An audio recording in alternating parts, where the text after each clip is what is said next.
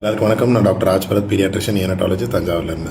இந்த வீடியோ வீட்டில் இருக்க எல்லா தாத்தா பாட்டிகளுக்கும் ரெண்டு மெயின் விஷயத்தை இந்த வீடியோவில் நான் அட்ரஸ் பண்ண விரும்புகிறேன். நம்பர் 1, அப்பா அம்மா அந்த ஒரு குழந்தைய திட்டிக்கிட்டு இருக்கும் போதோ இல்லை கண்டிக்கும் போதோ இல்லை சில விஷயங்கள் சொல்லி கொடுக்கும் போதோ நீங்கள் நடுவில் இன்டர்ஃபியர் பண்ணாதீங்க. ஒருவேளை அம்மா திட்டிக்கிட்டு இருக்கும் போது குழந்தைய நீங்கள் தூக்கிட்டு வெளியில் போகிறீங்க அப்படின்னா அம்மா மேலே இருக்க பயமும் மரியாதையும் குழந்தைக்கு இருக்காது. என்ன இருந்தாலும் தாத்தா பாட்டி சப்போர்ட் நமக்கு லைஃப் லாங் கிடைக்கும் அப்படின்ற ஒரு எண்ணம் அந்த குழந்தையோட மனசில் வந்துடும். அவங்க அம்மா திட்டுறது நியாயமாக தான் திட்டுறாங்க அப்படின்றது அந்த குழந்தை மனசில் பதியாது. நம்பர் 1. Number 2, regarding food. அம்மா சில விஷயங்களை ட்ரெயின் பண்ணி வச்சுருப்பாங்க.